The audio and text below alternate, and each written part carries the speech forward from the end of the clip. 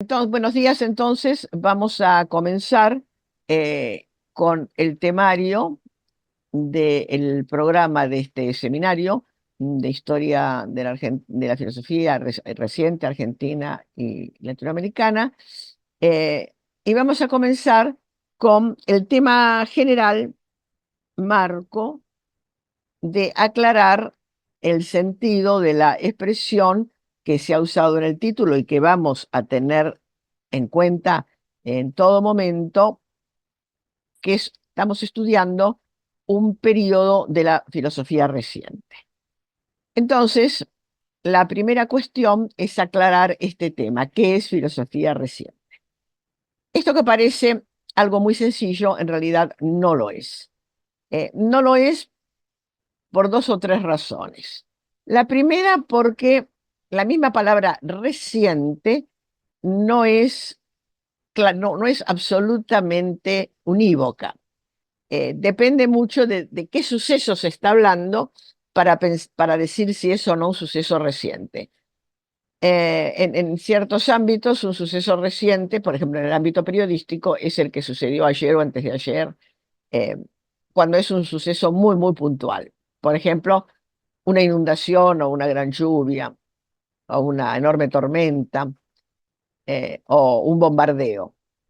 Eh, en otro sentido, un suceso reciente eh, puede ser mucho más anterior, puede tratarse de décadas. Uno puede decir, por ejemplo, que la introducción del Internet es un suceso reciente.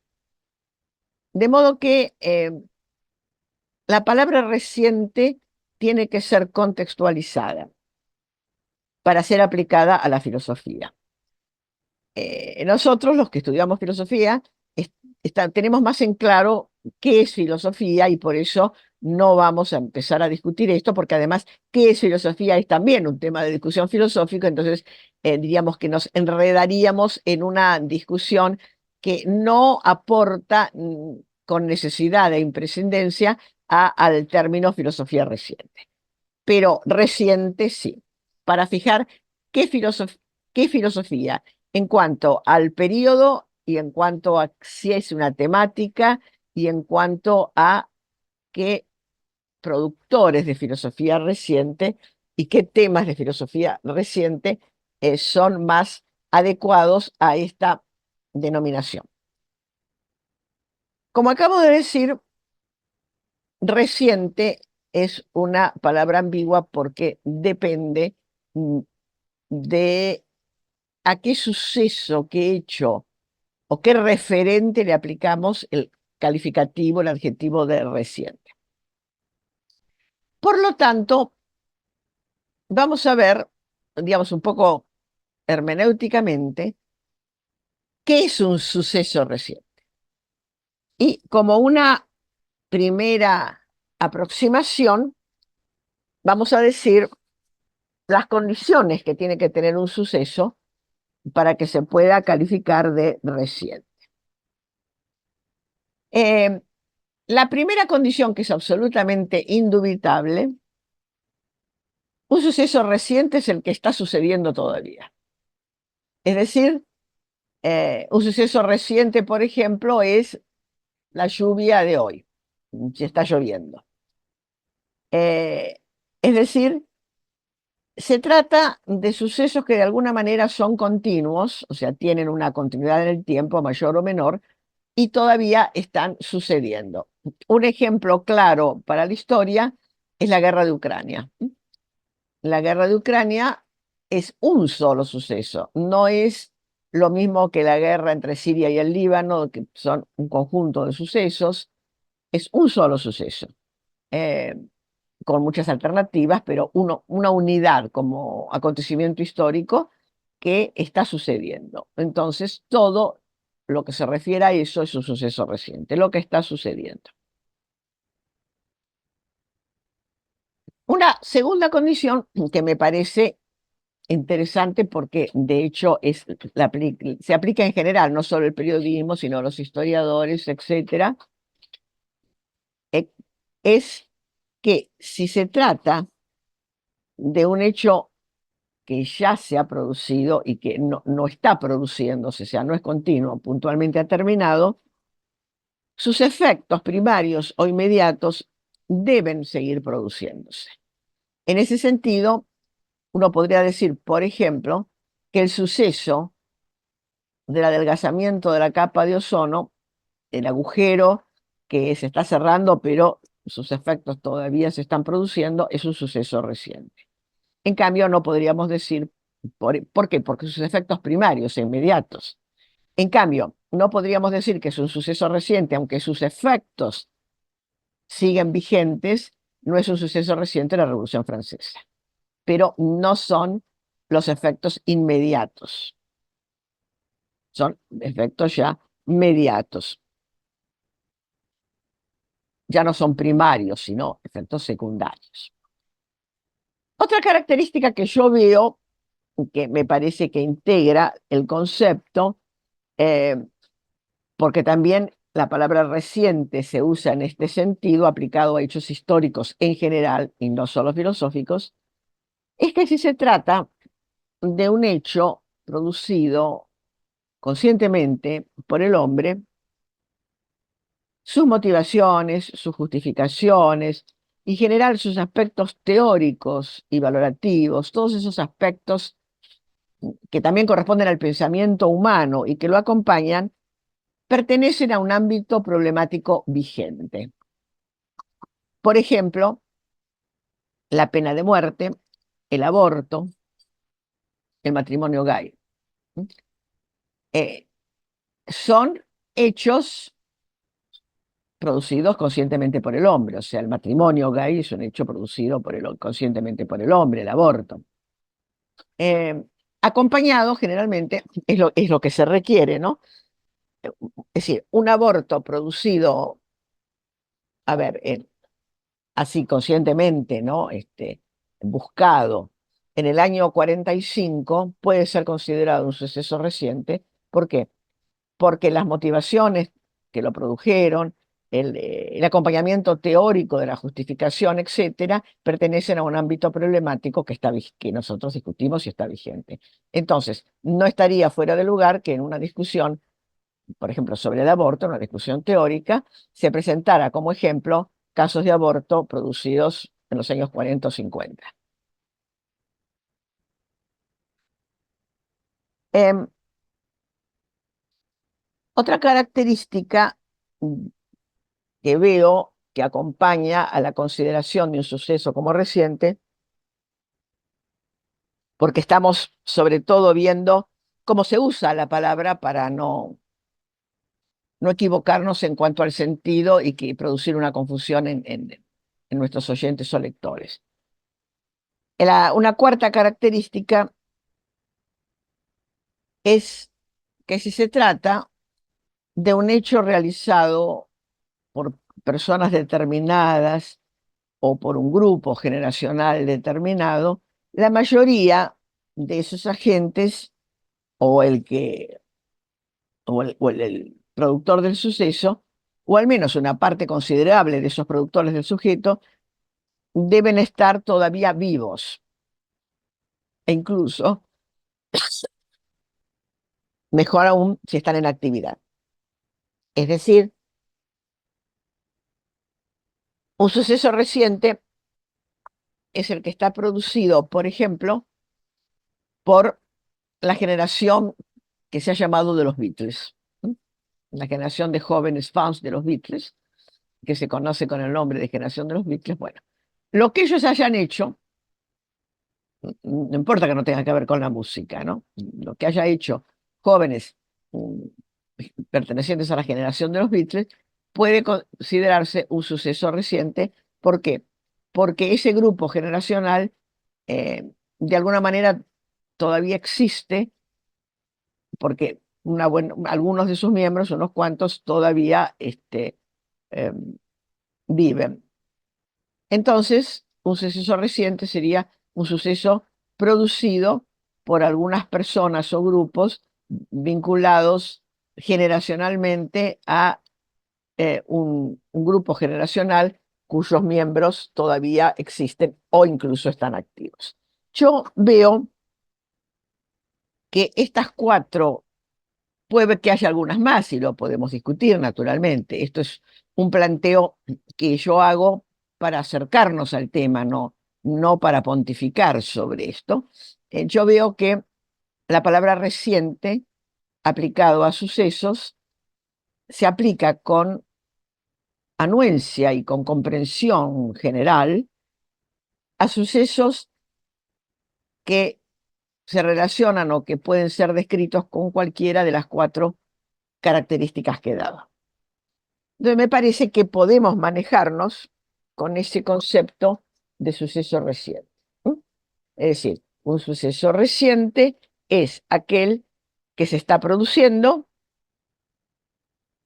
que si ya se ha producido, sus efectos inmediatos y primarios siguen produciendo, están vigentes, que si es realizado por el hombre, eh, que y justificado por el hombre, en que esos aspectos justificatorios, teóricos, etcétera, formen parte de un conjunto problemático vigente.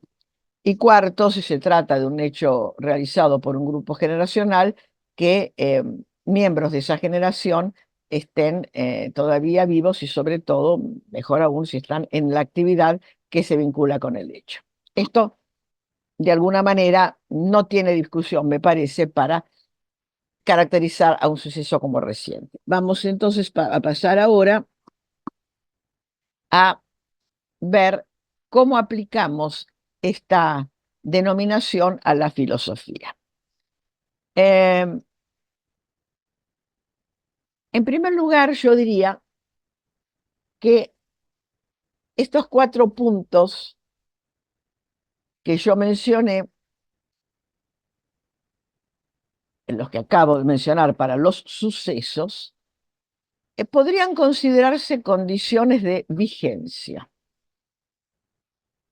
Es decir, que podemos decir, y nadie creo nos cuestionaría, que una filosofía, entiéndase una teoría filosófica, una línea filosófica, una rama, aspecto teórico de la filosofía es vigente si se están produciendo obras en ese sentido, si las obras que se han producido eh, todavía forman parte de nuestro acervo problemático, em, si las personas o los filósofos que han escrito sobre eso han producido obras sobre temas que siguen vigentes, aunque sus obras como tales tal vez no sean leídas, pero sí la problemática que se incluye en ellas sigue siendo vigente.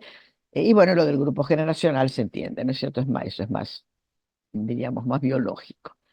Em, Sin embargo, yo también aprecio que no parece correcto ni válido aplicar en forma directa estas cuatro condiciones a la filosofía para considerarla reciente, si bien nos sirven para calificarla como vigente. En otras palabras, que acá tenemos la dificultad de establecer si hay identidad o no entre filosofía reciente y filosofía vigente. Eh, Desde mi punto de vista, no son exactamente lo mismo, aunque están vinculados. Es decir, toda filosofía vigente es reciente y toda filosofía reciente es vigente, no. O sea, no podemos identificar totalmente una con otra. Tampoco podemos decir que una es condición de la otra.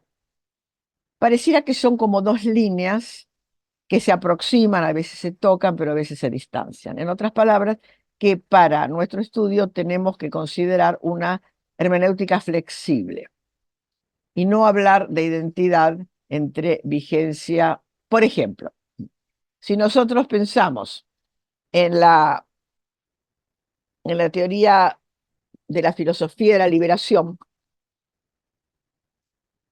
podemos decir que es reciente y vigente.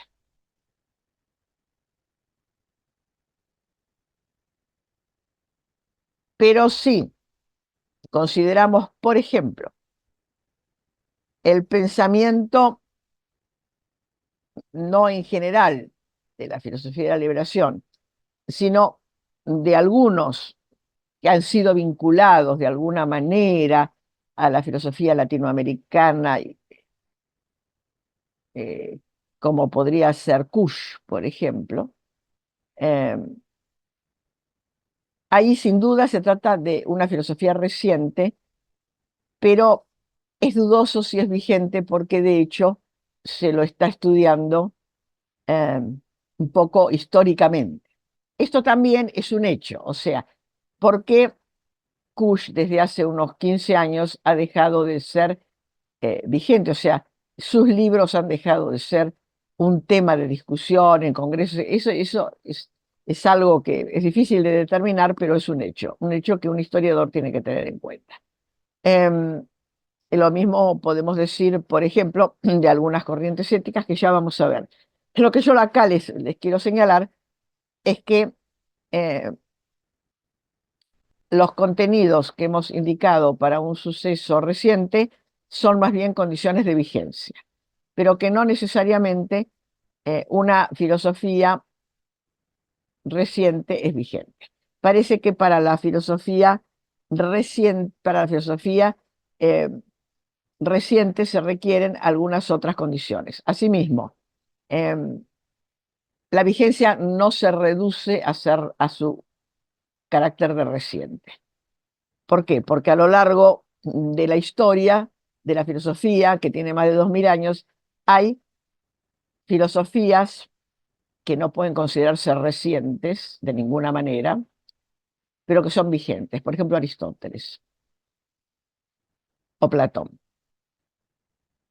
Y hay pensamientos históricos que no son recientes, pero tampoco son vigentes en ese sentido, o sea, que se discutan, que se cuestionen, etcétera, como podría ser, por ejemplo, Heráclito. ¿No? Que pertenece a la historia de la filosofía, puede ser un antecesor para explicar a Aristóteles, pero él mismo no es vigente. Bien, entonces, lo que hay que decir es que la filosofía es, no puede aplicársele, perdón, a la filosofía, así, sin más, el concepto de suceso reciente, porque ella misma es un continuo, una tradición.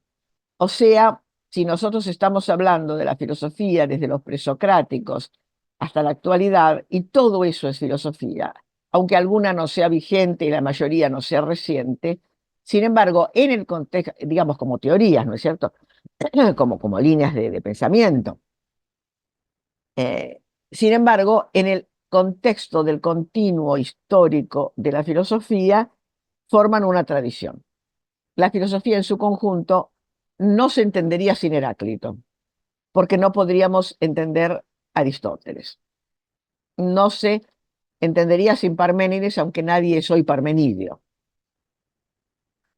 En este sentido, la filosofía forma una tradición, incluso en el sentido de Gadamer, ¿m? En ese sentido fuerte de Gadamer, según el cual una tradición se genera cuando hay textos que son asumidos por sucesivas generaciones eh, que los toman y los asumen. En ese sentido, la filosofía, todo el conjunto de la filosofía es una tradición y lo que nosotros hacemos cuando estudiamos filosofía contemporánea, filosofía medieval, etcétera, es hacer un corte temporal en esa tradición para centrarnos más específicamente en algunos autores o en algunos temas, pero no porque realmente sean una filosofía que no tenga ningún, como que haya nacido por generación espontánea y sea una unidad que pueda desgajarse, no. La filosofía medieval no se entendería sin la filosofía antigua, la filosofía moderna no se entendería sin la filosofía medieval y antigua, que la incluye. Es decir, ahí está la tradición. Entonces, no podemos aplicar al conjunto de la filosofía el criterio que aceptamos para los sucesos recientes. No es la manera de caracterizar a la filosofía como tradición, lo cual no quiere decir que no podamos visualizar una manera de hablar de la filosofía reciente, pero no así. O sea, vamos por descarte. ¿Se entiende esto? ¿Está claro esto o hay alguna pregunta, dificultad? Es mejor que me pregunten cuando tengan la duda y no después. Bueno, continúo entonces. Lo que vamos a partir de la primera idea de que las características de los sucesos vigentes son los que podrían considerarse como características constitutivas de la filosofía vigente. Pero aún así, tenemos que decir que la vigencia de esa tradición filosófica no es homogénea en el presente. Es decir, que en la actualidad la vigencia no es una característica que se aplique a todos por igual, a todos los pensadores. O sea, que todo pensador, eh, por más que conozca la filosofía de Aristóteles, no necesariamente para él, por ejemplo, para un materialista, la filosofía de Aristóteles es vigente. Entonces, cuando uno estudia el contexto histórico general, vemos que la vigencia de un pensamiento a lo largo de los siglos no ha sido igual y mucho menos lo es en el presente, que estamos aún más diversificados en nuestras líneas de pensamientos y se está muy atomizada la filosofía en corrientes, subcorrientes, etcétera. Entonces, el concepto de vigencia depende de cada uno. Es decir, Rawls, por ejemplo, puede ser vigente en un grupo, pero no en otro. Wittgenstein puede ser vigente en algunos grupos, pero no en otros. Puede considerarse superado, ¿no? Carnap, hablar de filósofos que desde el punto de vista eh, de un programa de filosofía contemporánea tendrían que ser incluidos, si son incluidos de hecho, ¿no es cierto? Eh, y si nosotros consideramos que lo reciente es lo contemporáneo, Wittgenstein sería y su filosofía sería una filosofía reciente. ¿Es vigente? Depende de los grupos. Para algunos grupos sí, para otros consideran que el Wittgenstein está superado, entonces ya están en otra cosa. Entonces, em, tenemos que tener en cuenta esa diferencia. Y en consecuencia, lo cuarto que yo diría como observación es que para hablar de filosofía reciente hay que distinguir entre lo reciente temporal y lo vigente. Cuando hablamos de filosofía reciente, tenemos que considerar esta diferencia. No todo lo reciente temporal es vigente y no todo lo vigente es reciente temporal. Entonces, buscando, por supuesto, de una manera, como todo, ¿no? Una mirada creativa que intenta solucionar el tema, pero que está sujeta a discusión, yo diría que para filosofía reciente, o para hablar de filosofía reciente, eh, tendríamos que aunar tres, tres criterios hermenéuticos. En primer lugar, el cronológico, porque nos guste o no, tenemos que ser claros en que no podemos hablar de filosofía reciente para un pensamiento del siglo XIX o de principio del siglo XX. Ya ha pasado más de un siglo y en el contexto incluso de pensamiento, un siglo es más que suficiente para que ya no se pueda hablar de algo reciente. Por lo tanto, tenemos que fijar un criterio cronológico para hablar de filosofía reciente. El criterio que yo asumo, y que como digo, lo asumo porque lo veo también asumido por otros, pero como todo en filosofía sujeto a consideración, a discusión, es que para la filosofía podemos hablar de que un suceso reciente,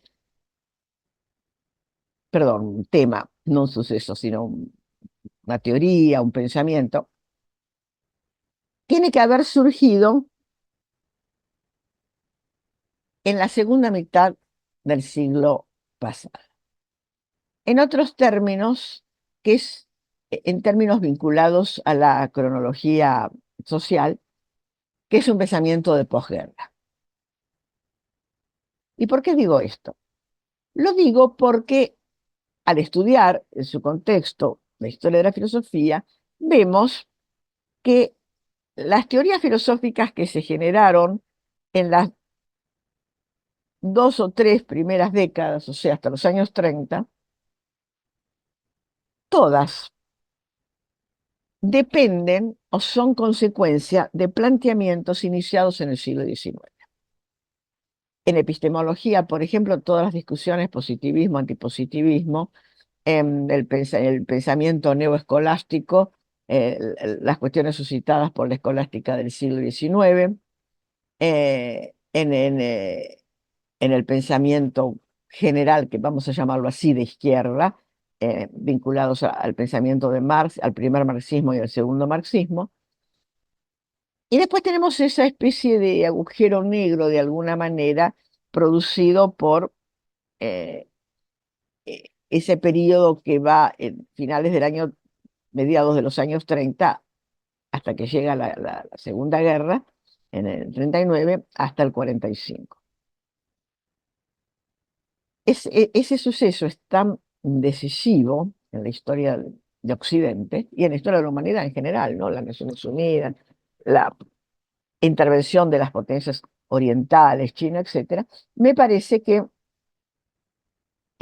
genera un- una especie de humus nuevo a partir del cual surgen nuevas teorías o teorías renovadas, pero ya no renovadas como consecuencia de planteos, sino renovadas por oposición o por planteos que cuestionan y si bien asumen en parte los anteriores, los repiensan y por eso es que en todos esos años que van desde los años 60 hasta la actualidad se emplea, me parece a mí que se debe a eso, una, una expresión muy simpática que es revisitar. O sea, positivamente, revisitar es un término positivo, ¿no es cierto? Revisitar quiere decir volver, pero volver de una manera diferente, ¿no? Es un visitante, en definitiva, que vuelve, no es una identidad. De modo que eh, me parece que es válido hablar de que filosofía reciente, desde este primer eje comprensivo, que es el cronológico, son filosofías de posguerra. Son filosofías, no porque necesariamente hablen de la guerra o tematicen el problema, sino que cronológicamente aparecen después porque aparecen un poco como resultado de ese gran cimbronazo sociopolítico-cultural que significó la guerra. En todas las ramas, no solamente en la filosofía. Y que entonces surgen en esta época y, por supuesto, hasta ahora, ¿no? Hasta la actualidad. Ahora bien, para que una teoría, pensamiento, sea filosofía reciente, incluso cumpliendo este requisito cronológico, me parece que hay otro requisito en que tiene que considerarse, y es que ese pensamiento haya logrado formar una tradición propia, en el sentido de Gadamer, ¿no es cierto? O sea, una tradición quiere decir que se han generado textos que se han generado escritos, que han sido asumidos por otros pensadores posteriores, trabajados, desarrollados. Eso es una tradición filosófica. Si un pensador ha escrito algo, pero no ha logrado ese eco y no ha logrado formar una tradición propia, no entraría, podría ser estudiado, sí, por supuesto, como un pensador eh, de la época, pero no como filosofía reciente, porque no tiene ese mínimo de vigencia de tener una tradición propia. Acá quiero también hacer una salvedad, y es que el hecho de no haber logrado formar una tradición propia a veces puede ser un hecho producido por causas circunstanciales y no necesariamente por falta de valor teórico. Causas circunstanciales que pueden ser su prematura desaparición, la desaparición de el grupo en el cual formaban parte, eh, el hecho de que se hayan perdido sus obras por alguna catástrofe, etcétera. En Argentina tenemos un caso interesante que es el de Agustín de la Riega.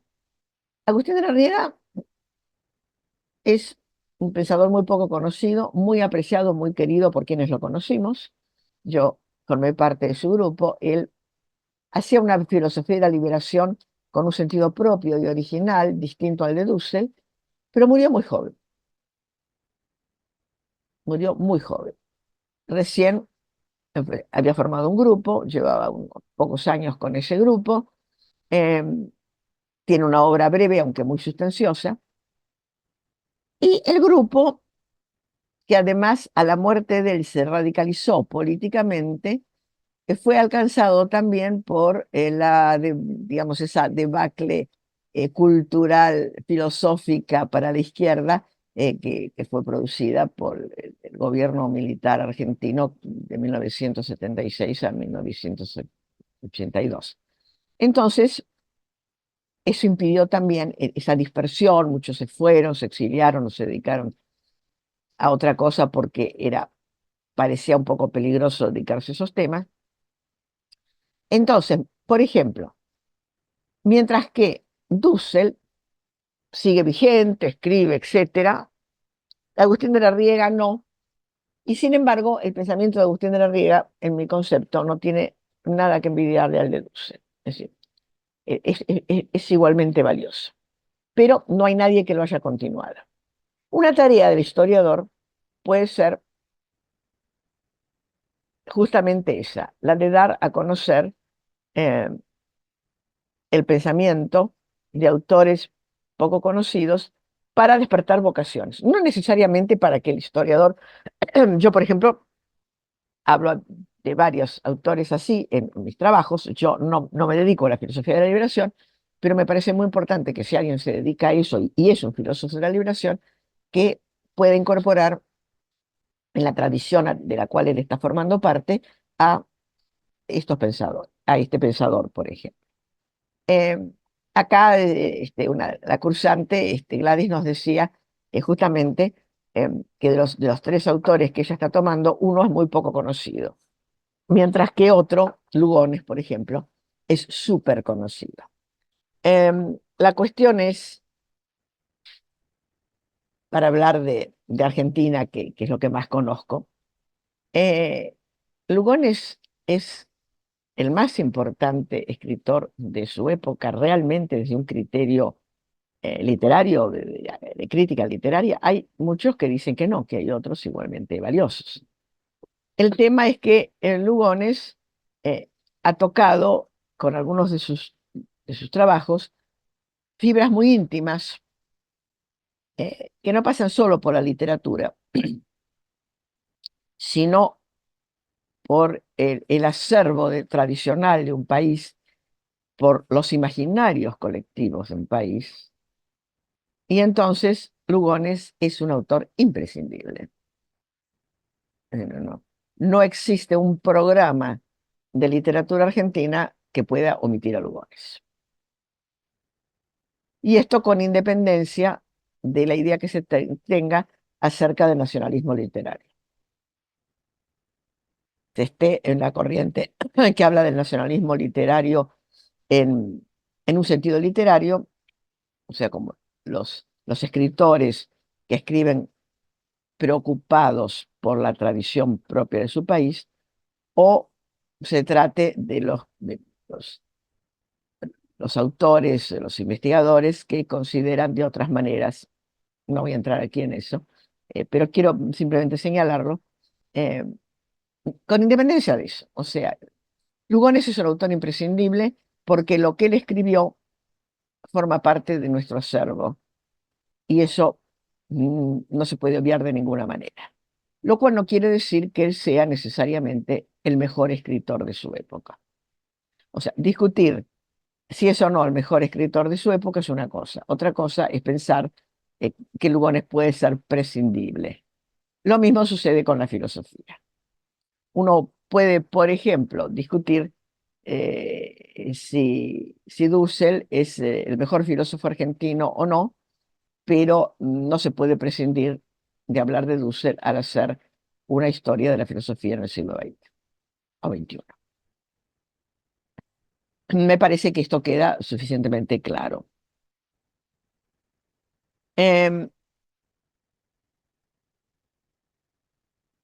la tercera característica es la que podríamos llamar de la vigencia en sentido estricto, que esas tradiciones sigan desarrollándose actualmente, aunque sea poco. Por ejemplo, nosotros en Argentina tenemos un pensador muy importante en ética que fue Ricardo Maliande. Ricardo Maliande instauró, y ya lo vamos a ver el día que nos toque, eh, una problemática muy interesante, novedosa entre nosotros, sobre la ética, que de hecho durante más de 20 años o 25 dominó el panorama filosófico ético argentino y, incluso más allá de la Argentina en algunos otros países. Maliani murió y si bien hay una, una continuidad de gente que se sigue interesando, es evidente que no tiene la misma fuerza que tenía hace 20 años. Y no porque hayan aparecido teorías éticas más nuevas o más novedosas o más agresivas, digamos, teóricamente, que la han desplazado, sino sencillamente porque el tema ético se ha difuminado, ya lo vamos a ver, pero lo estoy poniendo aquí como un ejemplo para que cuando lleguemos lo tengamos en claro. El tema ético se ha difuminado en muchas, se ha partido, digamos, ¿no? Se ha se ha dividido tanto que finalmente ha terminado difuminándose como eh, una línea eh, propia, importante, independiente de, diferente, digamos, más que independiente, diferente de otras líneas o de otras áreas, hasta el punto de que hay trabajos en que es difícil señalar si son trabajos de antropología, de ética, de ontología.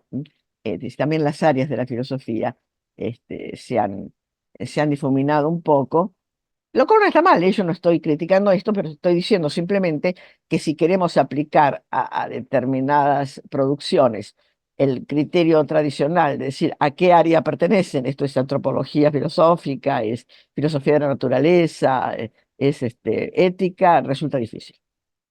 Resulta difícil porque se está mezclando todo, porque aparecen también problemáticas que son de por sí ya mixturantes, ¿no? Por ejemplo, el tema ambiental. La filosofía ambiental eh, no puede ser solo cosmología o solo ética, es un mix, ¿no? Lo mismo que mm, todos los filósofos que están ocupándose de la persona, ¿m? Y se tienen que ocupar del tema de la personalidad de los animales o la personalidad de los robots.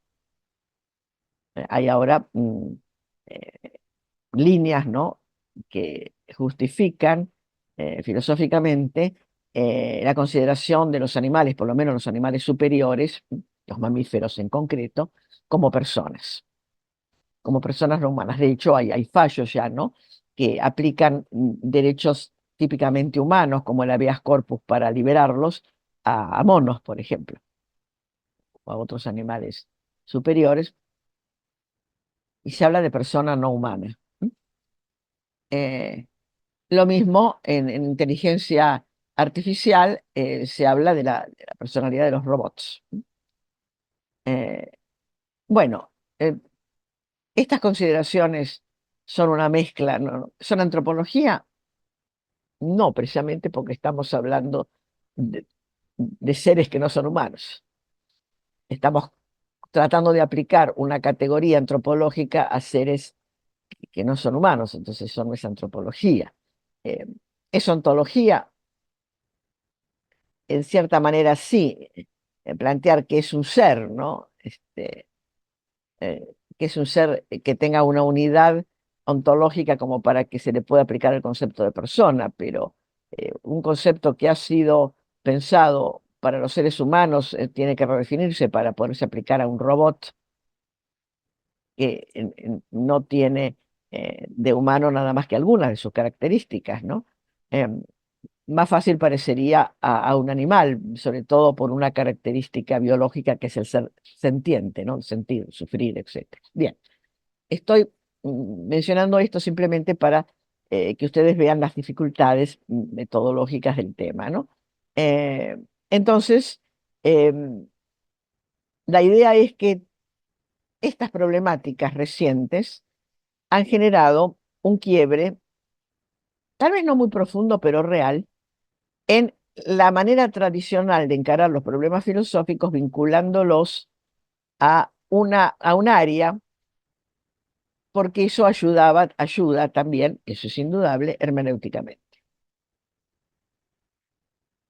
Pero esto tiene los límites que estoy señalando y esto tiene que ser visualizado con cuidado. Bien, sobre este punto, ¿hay algo que me quieran consultar, preguntar, añadir?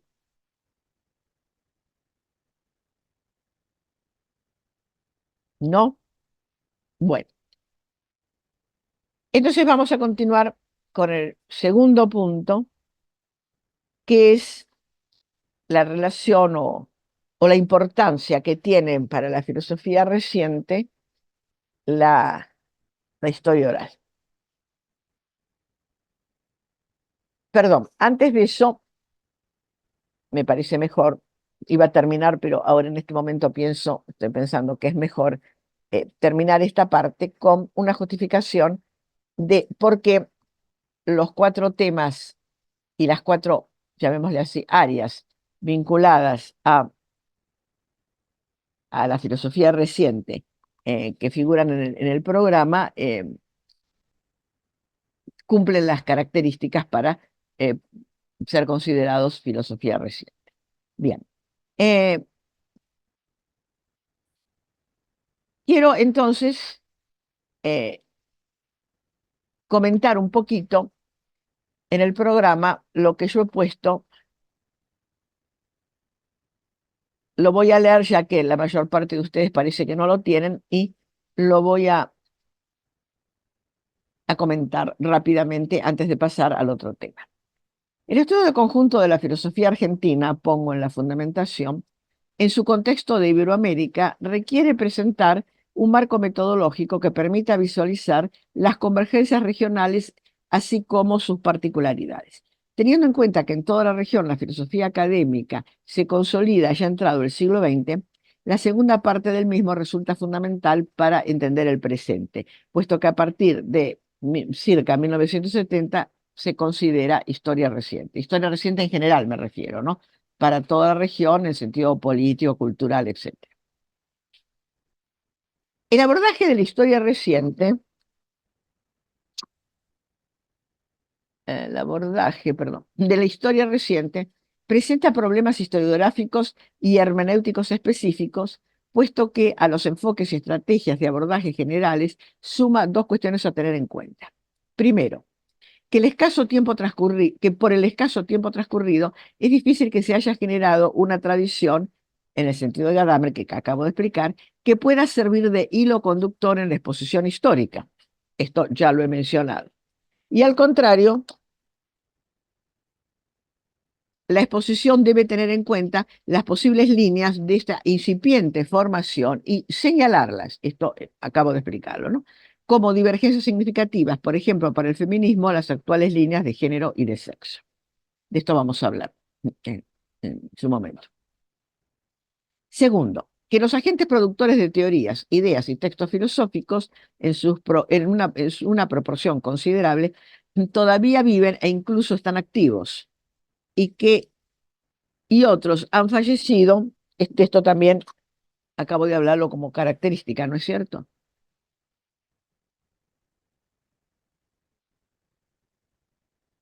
Y otros han fallecido recientemente, por lo cual la interpretación de sus ideas y sus textos no puede prescindir de una compulsa con sus propias interpretaciones de su obra. Esto es lo que vamos a decir ahora con respecto a la historia oral, que eventualmente es necesario compulsar. Por esta razón se ha elegido como tema específico de este seminario cuatro líneas en que hay nuevos aportes y discusiones que requieren un tratamiento especial y a su vez comparativo entre ellas, porque esto de la comparación lo vamos a hacer el sábado, porque en varios puntos se conectan. Por dicha razón, en ética no se tratarán todas las corrientes presentes que continúan orientaciones anteriores, sino las posiciones que aparecen en este último periodo de aproximadamente 40 años. Objetivos generales y específicos, ¿no? Se pide. Los objetivos generales. El objetivo general es el conocimiento de los hitos fundamentales de la filosofía argentina e iberoamericana en la segunda mitad del siglo XX en relación con las grandes corrientes de la filosofía universal y con los problemas que tuvieron más impacto en el país y la región. La conexión con la filosofía universal la vamos a ver en cada caso. Porque no es tampoco con la filosofía universal así todo general, sino muchas veces eh, con una parte de ella, con una corriente de ella, como es el caso bien concreto de la filosofía analítica o del feminismo. Objetivos específicos. Primero, presentar en forma sistemática cuatro líneas nuevas en la filosofía argentina y regional que constituyen también aproximaciones locales relevantes a una problemática local. Esto lo acabo de explicar, ¿no es cierto? Pertenecen a problemáticas generales, aunque se han desarrollado eh, de alguna manera eh, en el contexto o mirando ciertos problemas tanto filosóficos, históricos de Argentina como culturales, etcétera. Em, Segundo, exhibir las conexiones entre estas líneas y la crítica a las posiciones tradicionales. En general, también hay que ver que em, estas filosofías surgen de alguna manera como una, una expresión crítica, no necesariamente negativa, pero sí crítica, o sea, quiero decir reflexiva, de las posiciones tradicionales. Tercero, mostrar la constitución de estas nuevas líneas como forma de crítica al pensamiento tradicional dominante. Y muchas se configuran contra lo que ha dado en llamarse el pensamiento hegemónico, por lo cual esto es interesante también analizarlo. Conforme con esto, el seminario se articularía en dos clases de reuniones: teóricas, explicación de los puntos, y práctica, lectura y comentario de textos. Las cuatro líneas que vamos a estudiar son la filosofía analítica. La filosofía analítica surge sobre todo en los ambientes ingleses y norteamericanos, eh, y se recepta bastante tempranamente en Argentina y en Latinoamérica. Y sus principales representantes y temas: filosofía política y derechos humanos. Hay varios, pero me interesa particularmente esta, ¿no? Eh, Porque fue desarrollado en un momento de auge de la filosofía analítica en Argentina, que son los años 80. Y vamos a ver una interesante, un interesante pensamiento de Carlos Nino, porque también muestra los límites de la aplicación estricta de la filosofía analítica cuando se quiere hacer filosofía política aplicable a la realidad. Segundo tema, este va a ser el miércoles, ética. Voy a presentar dos direcciones eh, recientes, que son la bioética y la propuesta de Ricardo Maliandi de la ética convergente. En tercer lugar, hermenéutica. Voy a presentar dos aspectos. En primer lugar, un desarrollo muy particular, muy fuerte de la hermenéutica, con una serie de congresos que comenzaron en el 2010 y se hacen cada 2 años, eh, y que de alguna manera configuran un panorama hermenéutico que excede los límites tradicionales de la consideración teórica hermenéutica. Y por último, y segundo, mejor dicho, un aporte argentino, aunque su autor es mexicano, pero es un aporte argentino en la medida en que además se hacen los coloquios aquí, la hermenéutica analógica. En cuarto lugar, el feminismo. Esto va a ser el tema del del viernes. El feminismo, vamos a hablar en primer lugar de los antecedentes y orígenes locales, las corrientes feministas de los años 80. Esto sería el primer tema, digamos, ¿no? Una especie de historia general del feminismo filosófico, porque muchas veces esto es desconocido. Y lo que me importa es las nuevas direcciones del feminismo del siglo XXI que están realmente en discusión muy grande y bastante agresiva a veces. Las del feminismo de género y el feminismo del sexo biológico. Acá hay realmente una temática bastante compleja. Bien, em, estos son entonces los temas. Ahora sí, vamos a pasar a la parte de historia oral. Historia oral es un concepto realmente nuevo, pero no solamente en filosofía, sino en general para la historia de la cultura. Y la idea es que cuando se está estudiando una manifestación cultural actual y se está estudiando a un autor que pertenece a esa línea o que ha creado algo, parece no solamente necesario, sino imprescindible escucharlo para que él haga la propia interpretación, lo que antes se llamaba interpretación auténtica. Quiero decir que esta idea de encontrar la interpretación auténtica, ¿qué pensó realmente Aristóteles? ¿Qué pensó realmente Descartes sobre tal cosa? Porque acá explícitamente no lo dijo, pero seguramente lo pensó porque está vinculado a su pensamiento. Entonces, ¿qué pensó sobre esto? Bueno, como no están, no los tenemos para preguntarles, los historiadores discuten sobre esto y las respuestas son muchas veces divergentes. Perdón, un segundo que me están haciendo una pregunta.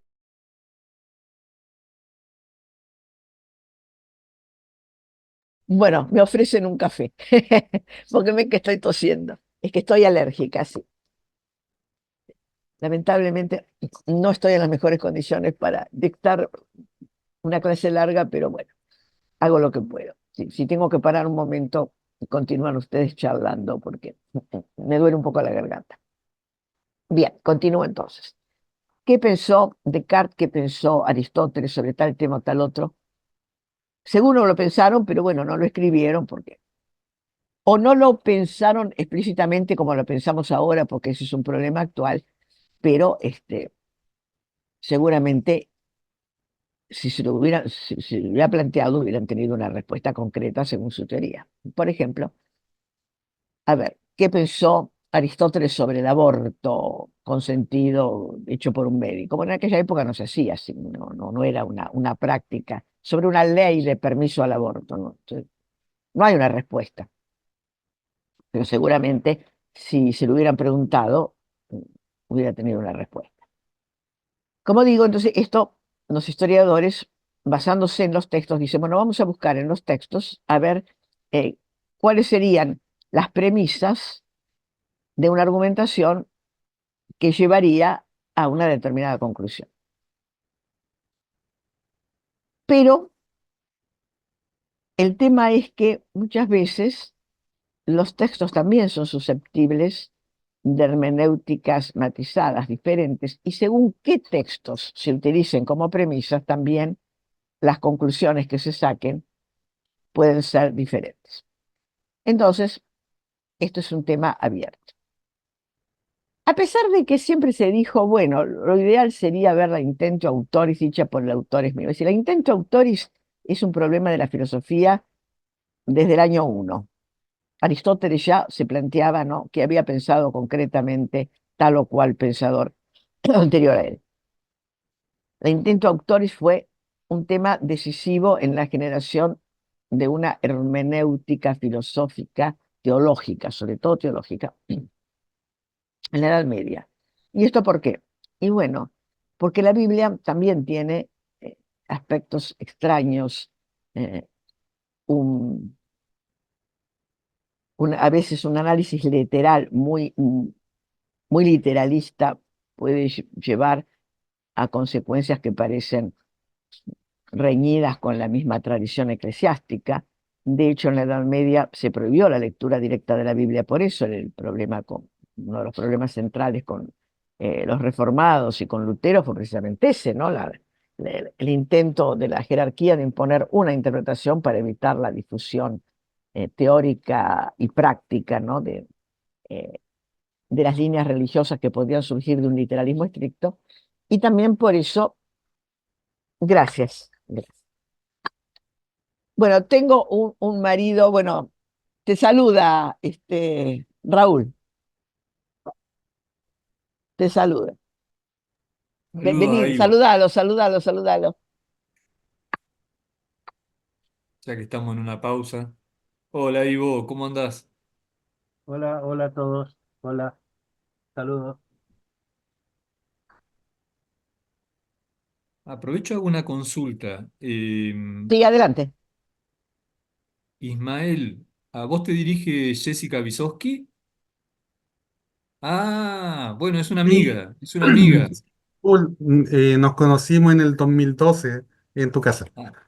Ah, bueno. Sí, cierto, cierto. Te veía cara conocida, pero no terminaba de ubicarte. Pero bueno, como ingresé tarde, también no quería. Sí, nos conocemos con Ismael entonces. Nos conocemos con Ismael. Ujú, 2012. Y claro, 2012. Sí que viniste acá a Bahía. Ujú. Y le decimos Gladys, pero es Gladys. ¿Tu nombre? Sí, Glady. Gladys, lo pronunciamos así, Gladys. Sí, Gladys es mi mamá. Lo que pasa es que en Cuba, en los años 90, que es cuando yo nací, se puso muy de moda esa innovación, ¿no? A la hora de ponerle nombre a los niños y niñas. Y entonces, bueno, en mi caso, Gladys, hay muchas Grayly, Glavis, qué sé yo, muchas variaciones en ese sentido. Ah, no, lindo, lindo Somos, nombre. en Cuba somos gracias, muy poco de mantenernos estrictamente tradicionales para Sí, sí, nombrar a los Hablando de niños. eso, también un paréntesis. em, yo escribí un pequeño artículo para unas jornadas que se hicieron en el mes de agosto sobre inteligencia artificial y humanismo. Y una de las cosas que cuestiono es el uso de la inteligencia artificial para imponer nuevas costumbres. Por ejemplo, como sale la publicidad.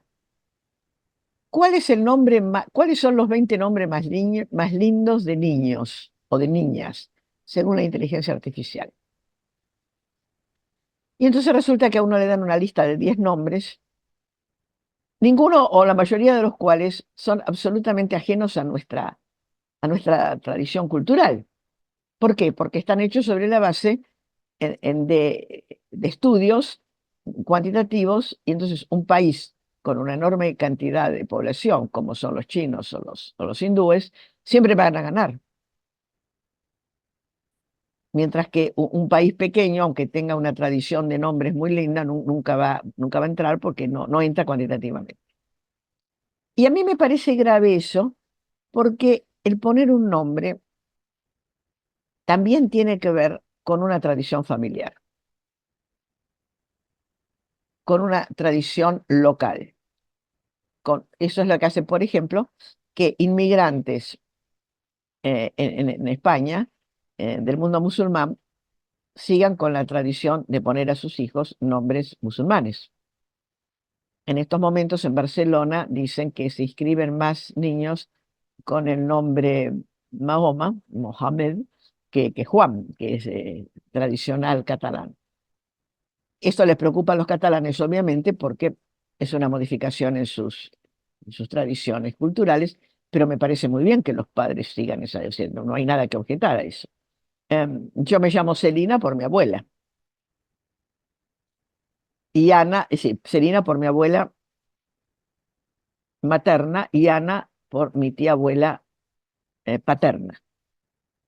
Y yo me siento muy bien con eso. ¿Por qué? Porque me siento identificada con mis dos familias a través de mi propio nombre, no solamente del apellido, porque el nombre es más íntimo para uno que el apellido, sin ninguna duda.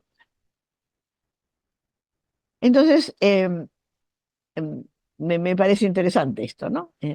Que la inteligencia artificial está cambiando este criterio, y entonces uno dice, ah, bueno, como, qué sé yo, Fran- Fransum, no sé, por decir algo, parece ser que es el nombre más lindo para una niña, yo le pongo eso ahí, la condeno a...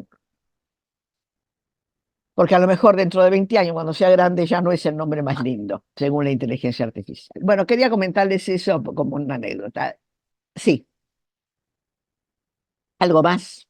Y un comentario más, a Sebastián no lo conocía, no lo había visto, pero sí me había comentado Sandra, mi señora, que había estado dirigiéndolo, que está dirigiéndolo, así que bueno, también un gusto Tiene un conocerlo. libro muy lindo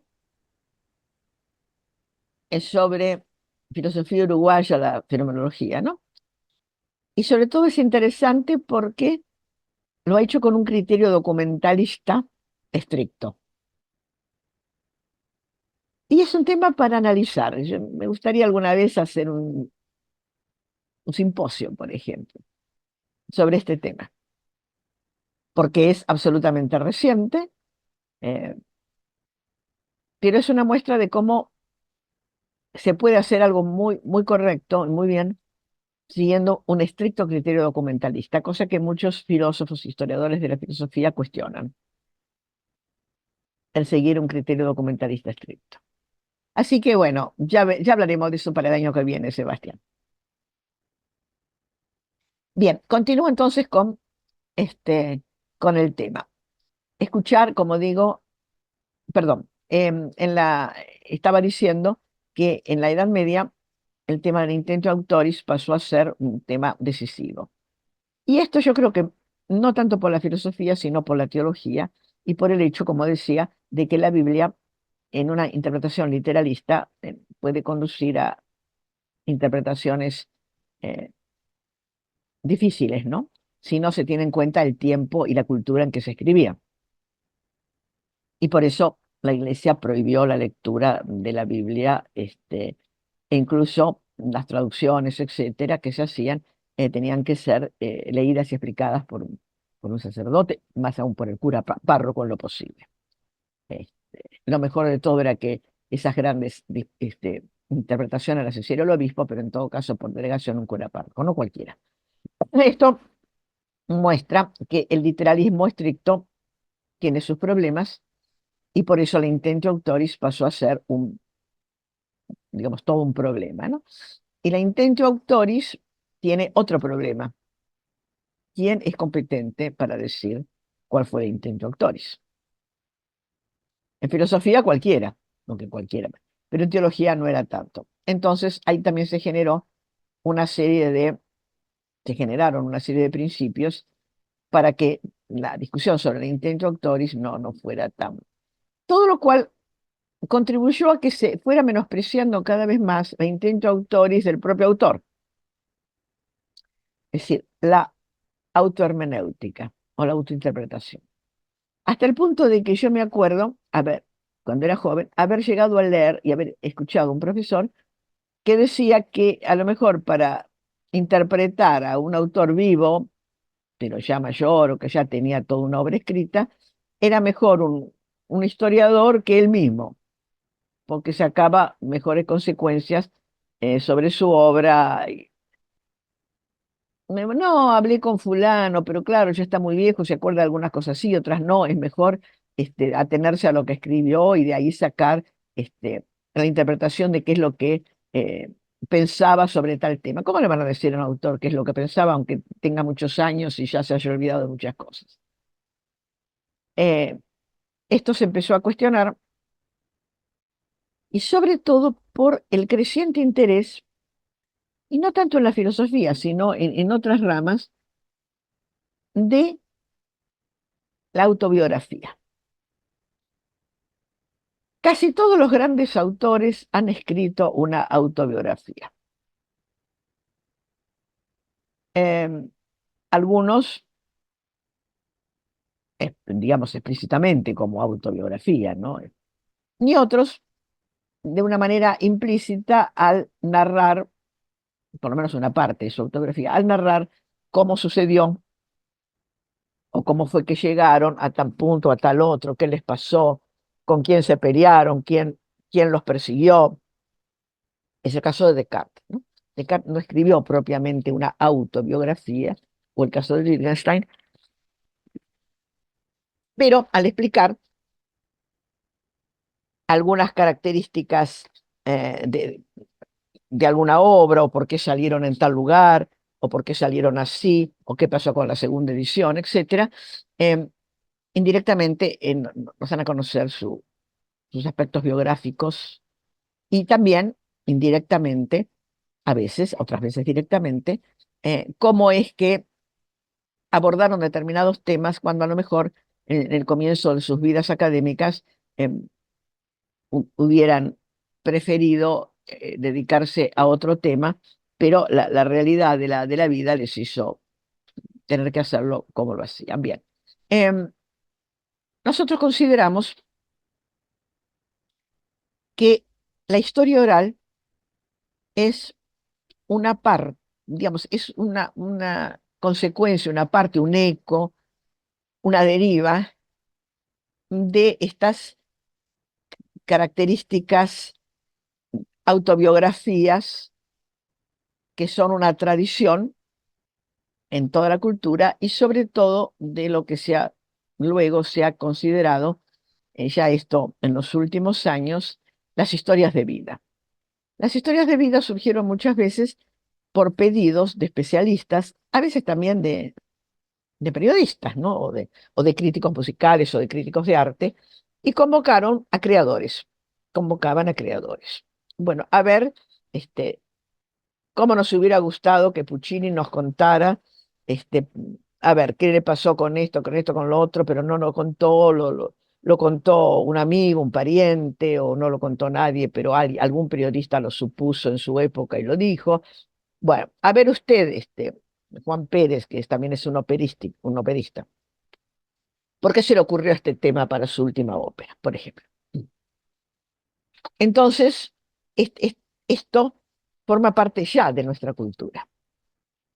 Este tipo de aportes, y nadie le va a cuestionar al operista Juan Pérez si él dice, bueno, a mí se me ocurrió este tema porque un día me levanté, leí esta noticia en el diario con grandes letras, y un diario que habitualmente publica en blanco y negro lo publicaba en color, era la foto de un desastre, qué sé yo, entonces se me ocurrió. ¿Quién le va a cuestionar eso?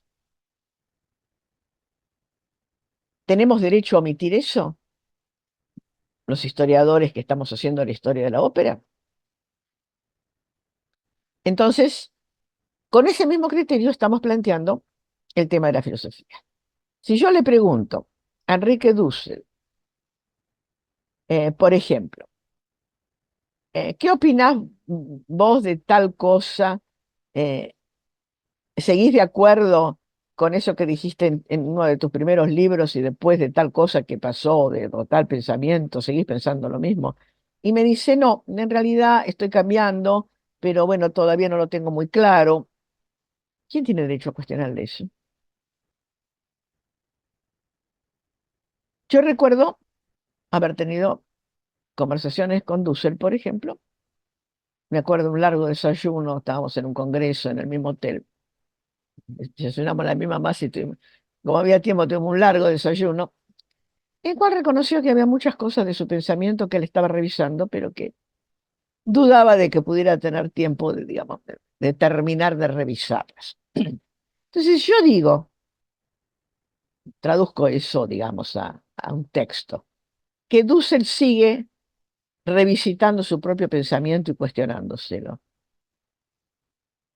Y esto me lo dijo Dussel, y vamos a suponer que tenga la prueba, porque no sé, tengo la grabación, como en este caso.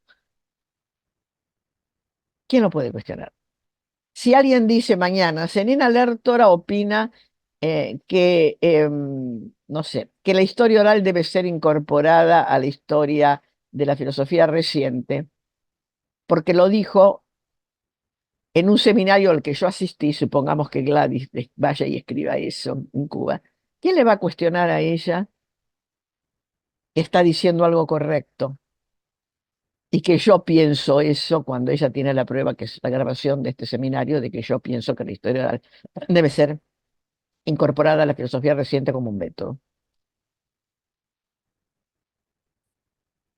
Entonces, la historia oral, como parte de esto que hemos llamado las historias de vida o historias intelectuales, etcétera, es un elemento no solamente positivo, interesante, sino yo también diría, en algunos casos, imprescindible.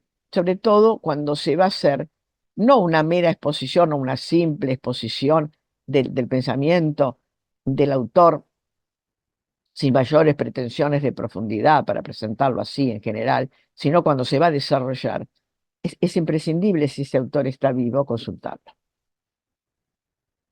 Con este criterio hemos encarado en el grupo estudiar la filosofía reciente desde algunos aportes de la historia oral, y todos en el grupo de investigación han hecho esa tarea.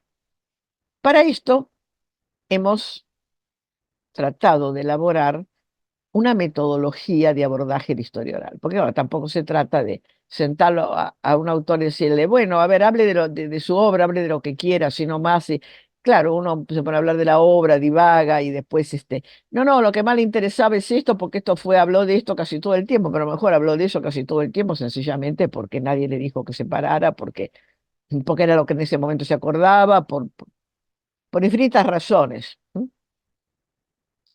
A lo mejor, no sé, vio pasar a un gato y se acordó de que él tenía un gato y de que estaba escribiendo una obra cuando se le murió el gato y entonces estaba tan triste que en esa obra y se pone a hablar de esa obra y no es la obra más importante, pero bueno, se acordó porque vio un gato de que cuando estaba triste porque se murió su gato, esa obra fue para él una especie de bálsamo por la muerte de su mascota. Cosas así, porque suceden, ¿no es cierto? Son reales, ¿no? Pero tomar esa impresión, esa expresión, como una cosa fundamental no va. Sebastián, adelante, ¿qué quieres decir?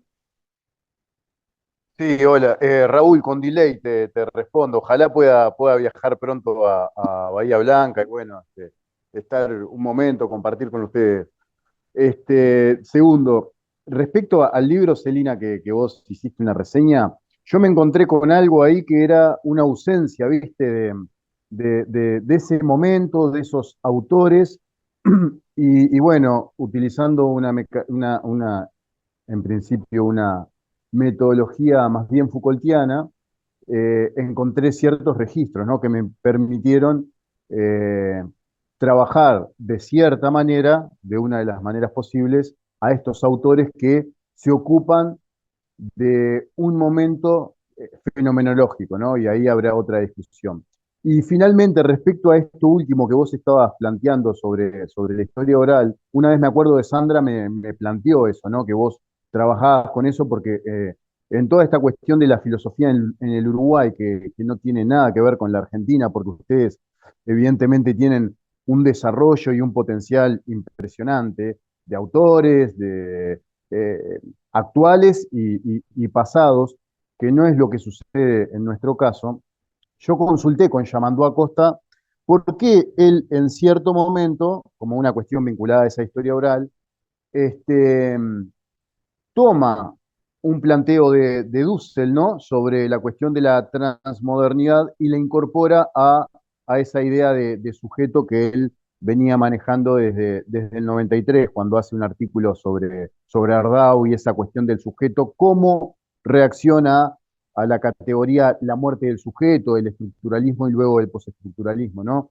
Entonces, el otro día, después de la presentación del libro y tomando unos vinos, tuve esa instancia como para hacerle algunas preguntas ahí vinculado a eso, ¿no? Que tiene que ver con su obra, que tiene que ver con su pensamiento, porque si lo vemos con retrospectiva, decimos, bueno, Yamandú es el tipo que podía de alguna manera continuar el trabajo que había hecho Ardaud hasta el 56. ¿Y qué pasó? ¿Por qué terminó dedicándose a la cuestión de la filosofía latinoamericana? Y bueno, ahí me comentó algunas cosas, pero sí, eso me parece sumamente interesante, ¿no? Con nuestros autores vivos, Langón, Discardi, Yamandú, esa gente, ¿no? Estar en contacto, ¿no?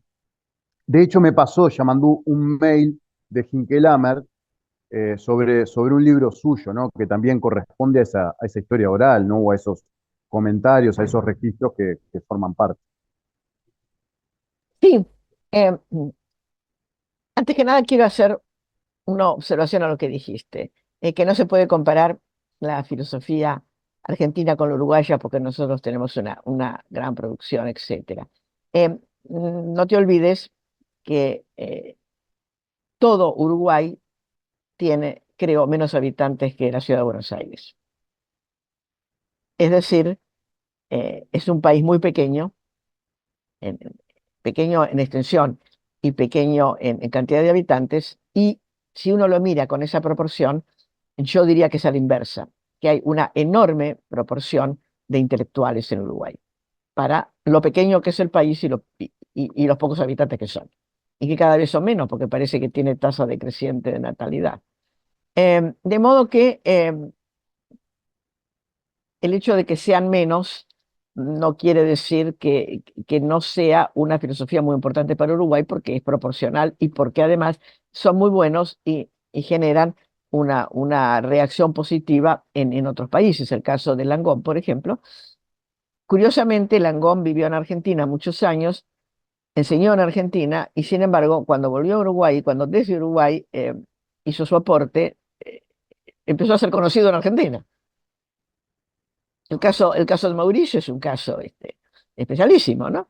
Eh, de modo que creo que en ese sentido Uruguay tiene un aporte. Lo que pasa es que justamente por la escasa cantidad eh, de habitantes no hay masa, me parece a mí, suficiente universitaria para generar vocaciones para todas las especialidades. Creo que pasa lo mismo, por ejemplo, en medicina. En medicina, Uruguay tiene proporcionalmente mejores médicos que Argentina. Eh, y no digo nada en cuanto a la medicación. La medicación que se hace en Uruguay es muy superior a la Argentina, porque se hace mejor, se hace más cercana a las fuentes de su producción internacional. Pero claro, no todo, ¿no? No se puede, Sí, yo no me alcanza. refería más Eh, que nada al de modo estudio de que los que autores. te quería simplemente contestar eso, ¿no? Me parece que Uruguay tiene una gran producción y que tiene que ser estudiada. En cuanto a la historia oral, eh, justamente una de las cosas que eh, hemos procurado hacer en la Fundación por el Estudio del Pensamiento Argentino Iberoamericano, que tiene una pata uruguaya, ¿no? FEPUI, es generar espacios para trabajar juntos los recuerdos, es decir, una forma de historia oral pero no en forma de entrevista, sino en forma de simposio, etcétera. Nosotros aquí, en en este curso, en esta ocasión, vamos a hablar de la historia oral en el sentido de la entrevista. La historia oral tiene varias formas. La más clásica es la entrevista. La entrevista que se le hace a un autor para consultarle puntos de su obra y que tiene una justificación teórica, etcétera, que está, no me da tiempo ahora de desarrollarla, pero el que esté interesado específicamente la puede ver en los artículos. Hemos hecho un libro en el equipo, eh, con 18 creo que son, sí, eh, entrevistas. La entrevista puede, aunque la escriban, se llama oral, aunque yo a veces prefiero que sea oral, pero bueno, tengo una doctoranda que está haciendo también una serie de entrevistas que también es historia oral, aunque, o digamos, va a servir para una historia oral, aunque en este caso es a profesionales de la salud que hablan de cuestiones más personales, así como les afecta, por ejemplo, la muerte de un paciente, etcétera.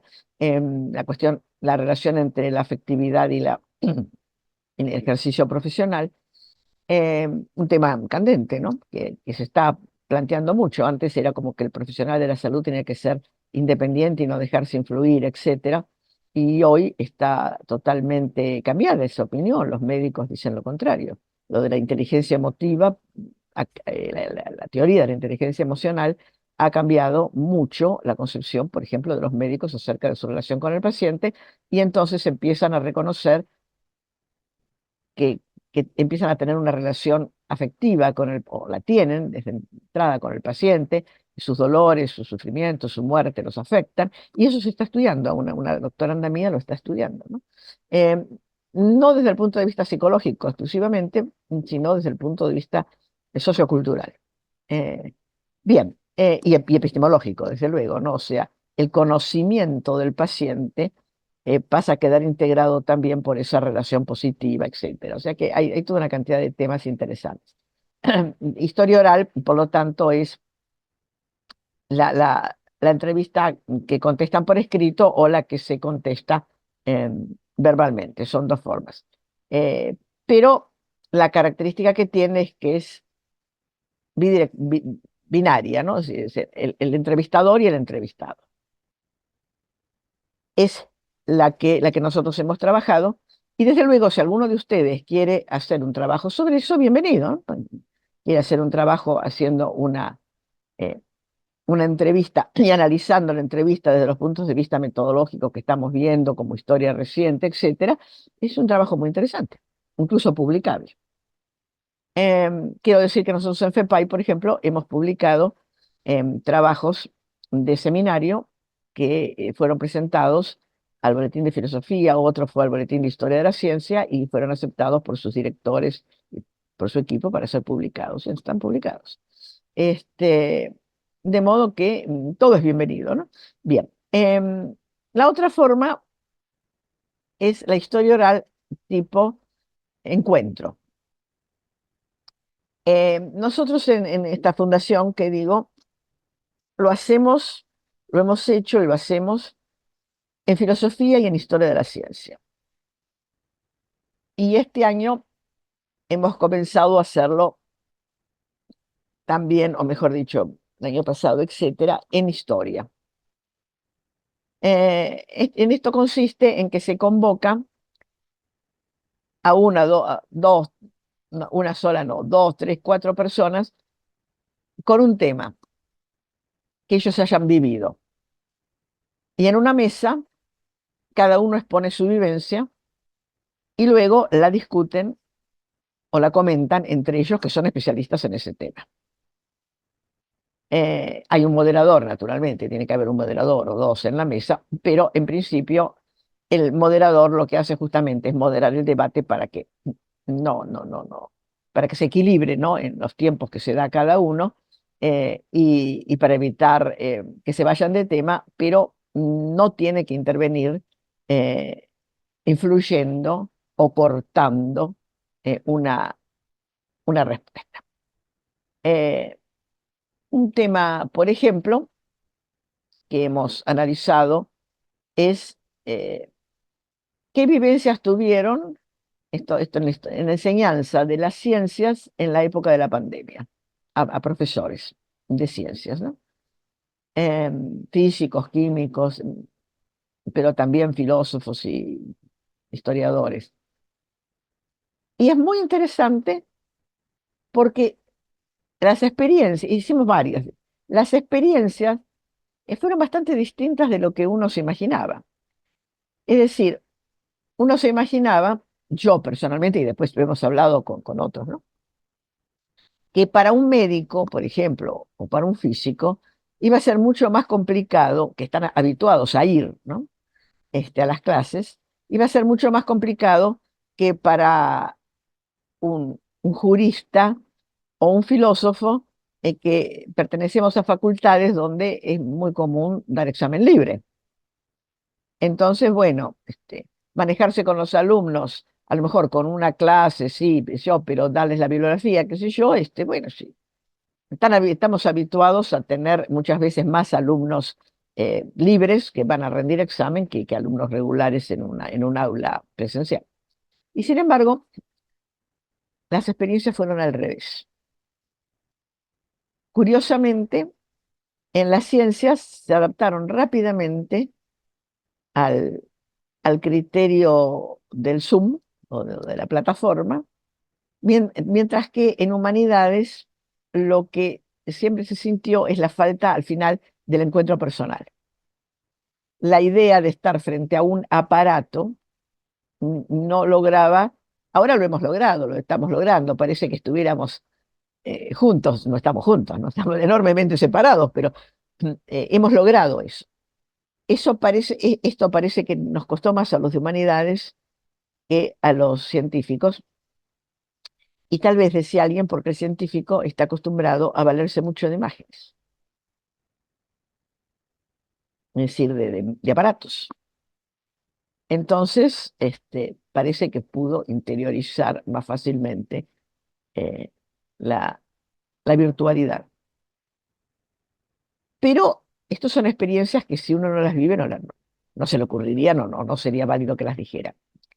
Por eso, lo que hemos hecho, como digo, es hacer estas reuniones y preguntar un tema. Entonces, ahí nos dimos cuenta, por ejemplo, que nuestra percepción, la de los historiadores de la filosofía, o los historiadores en general, nuestra percepción sobre cómo y integramos no solamente a gente de Argentina, sino a gente de otros países.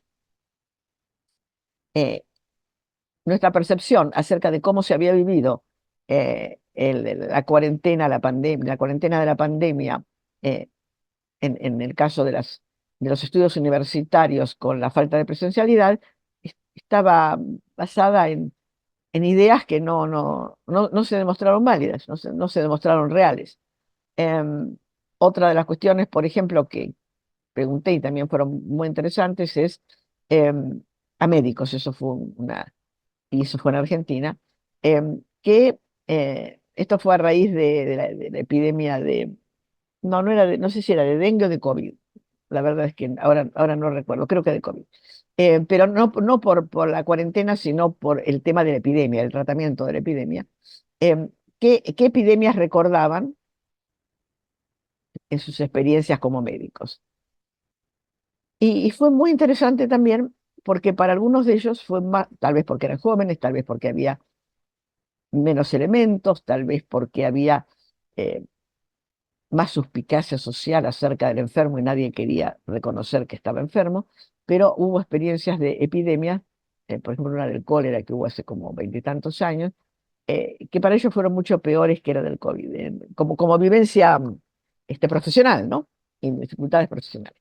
De modo que, y eso se lo comentaban entre ellos, algunos sí, otros no, otros decían, bueno, para mí la que se vivió peor en el ámbito de medicina fue esta, y otros decían, no, fíjate que eso según, porque eso depende de la ciudad, qué sé yo, o depende del sanatorio, depende de yo que estaba en tal lugar, viví peor la otra.